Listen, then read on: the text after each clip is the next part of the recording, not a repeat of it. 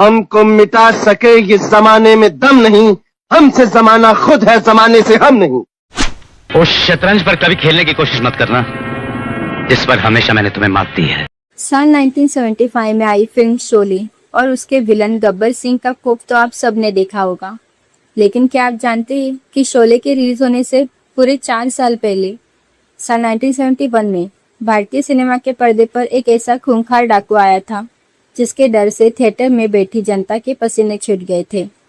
एक ऐसा डाकू जिसका नाम था जब्बार सिंह, और उस जब्बार सिंह के सामने खड़ा था बॉलीवुड का सबसे हैंडसम और तगड़ा एक्शन हीरो। जी हाँ, हम बात कर रहे हैं बॉलीवुड इतिहास की सबसे क्रांतिकारी और सबसे बड़ी एक्शन ब्लॉकबस्टर फिल्मों में से एक, मेरा गांव मेरा देश की। एक ऐसी फिल्म जिसने न सिर्फ धर्मेंद्र को इंडस्ट्री का असली एक्शन किंग बनाया, बल्कि एक नए नवेले बेहद हैंडसम लड़के विनोद खन्ना को एक ऐसे खूंखार विलन के रूप में स्थापित कर दिया कि हीरो भी उनके सामने फीके लगने लगे थे। इस कहानी की शुरुआत होती है 70 के दशक की शुरुआत में। उस समय बॉलीवुड के सबसे जीनियस और कामयाब डायरेक्टर में से एक थे राज खोसला साहब। राज खोसला एक ऐसे डायरेक्टर थे जो सस्पेंस और थ्रिलर फिल्में बनाने के उस्ताद माने जाते थे, लेकिन इस बार उनके दिमाग में एक अलग ही कहानी पक रही थी।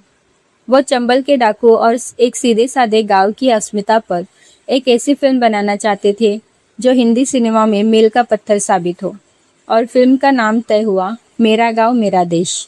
फिल्म के हीरो के तौर पर राज खोसला साहब की पहली पसंद धर्मेंद्र थे। धर्मेंद्र उस समय तक इंडस्ट्री में अपनी रोमांटिक और संजीदा फिल्मों के लिए जाने जाते थे, लेकिन राज खोसला उनके अंदर के उस फौलादी जज्बे को पहचानते थे जो एक पूरे गांव को डाकुओं से बचाने के लिए अकेला खड़ा हो सके। धर्मेंद्र को अजीत का किरदार दिया गया, एक ऐसा चोर जो सुधर कर गाँव की रक्षा करने का जिम्मा उठाता है।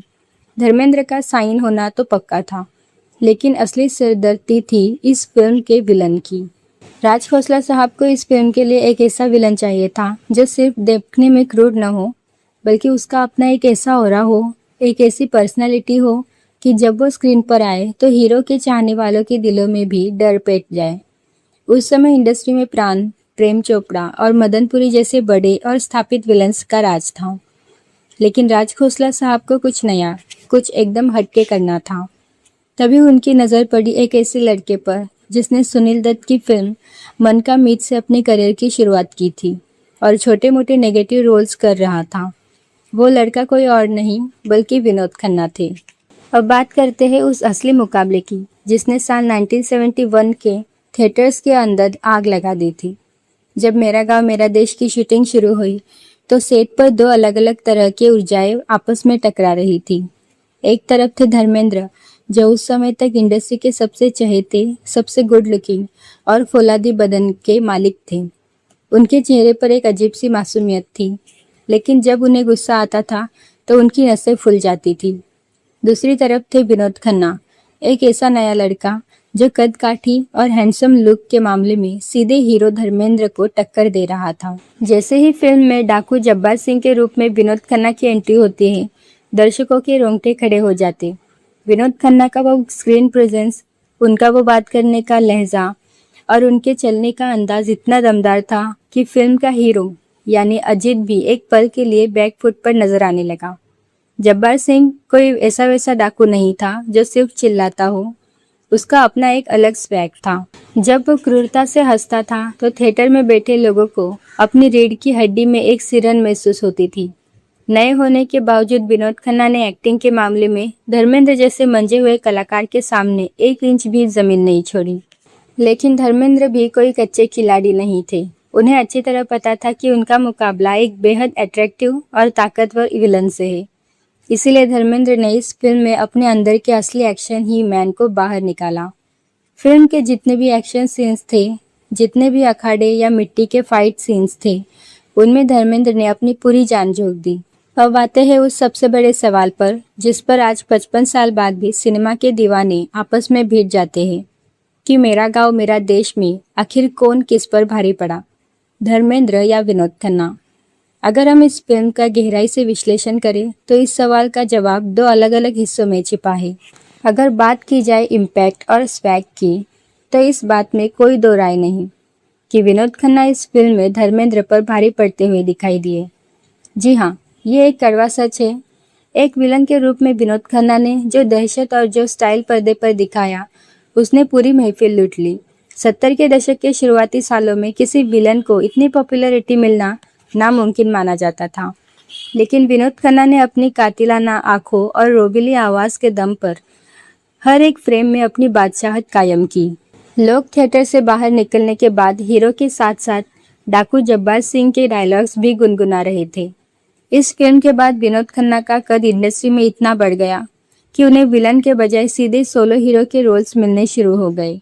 लेकिन अगर बात की जाए कहानी को खींचने और फिल्म को ब्लॉकबस्टर बनाने की, तो वहाँ धर्मेंद्र का फौलादी कंधा सबसे भारी साबित हुआ।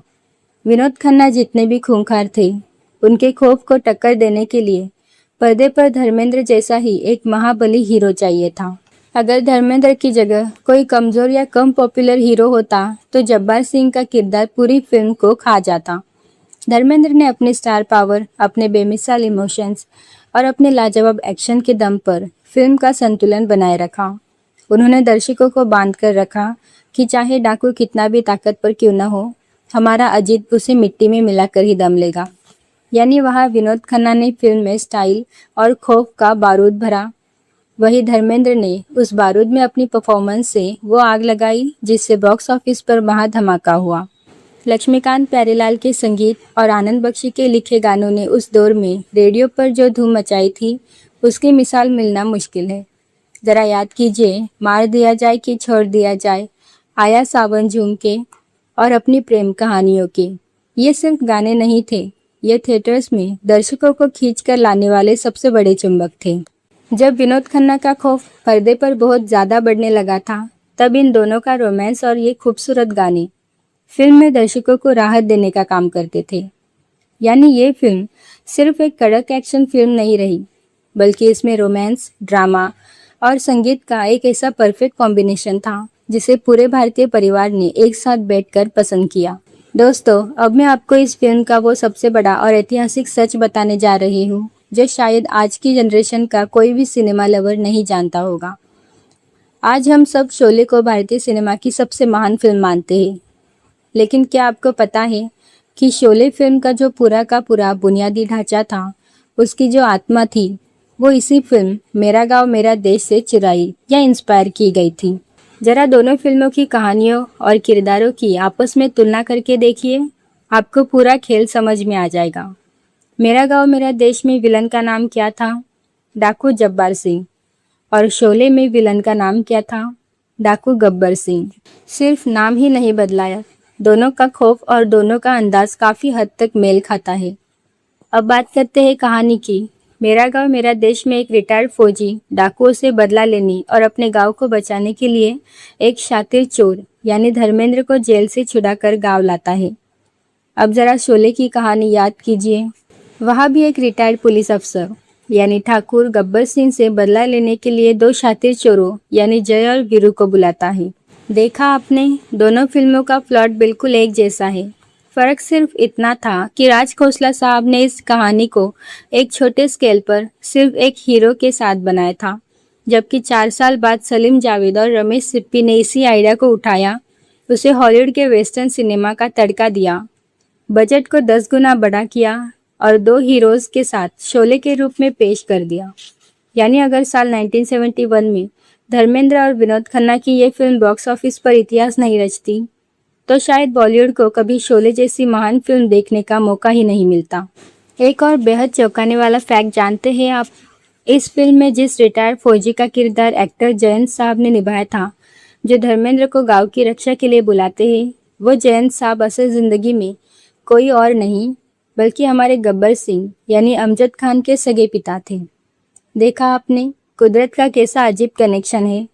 पिता ने जिस फिल्म में डाकू जब्बार सिंह के खिलाफ जंग लड़ी, ठीक 4 साल बाद उनके बेटे अमजद खान ने शोले में डाकू गब्बर सिंह बनकर पूरे देश में खौफ का दूसरा नाम लिख दिया। यही नहीं, इस फिल्म की कामयाबी का असर ये हुआ कि सालों बाद धर्मेंद्र के बेटे सनी देओल और विनोद खन्ना के बेटे अक्षय खन्ना भी रियल लाइफ में बहुत पक्के दोस्त बने और उन्होंने भी कई फिल्मों में एक साथ काम किया। तो वही धर्मेंद्र ने अपनी फौलादी स्टार पावर और रियल एक्शन के दम पर यह साबित कर दिया कि आखिर क्यों उन्हें इंडस्ट्री का इकलौता और असली ही मैन कहा जाता है। इन दोनों की यही लाजवाब टक्कर थी जिसने इस फिल्म को हमेशा हमेशा के लिए अमर बना दिया। अब आपकी राय क्या है? इस ऐतिहासिक मुकाबले में आपके हिसाब से कौन किस पर सबसे ज्यादा भारी पड़ा? धर्मेंद्र का वो फौलादी अंदाज या विनोद खन्ना का वो जब्बर सिंह वाला स्वैग? मुझे नीचे कमेंट बॉक्स में अपनी राय लिखकर ज़रूर बताइए। अगर आपको ये वीडियो पसंद आया हो तो इसे एक लाइक ज़रूर करें और हमारे चैनल को सब्सक्राइब करना ना भूलें। मिलते हैं अगले वीडियो में। धन्यवाद।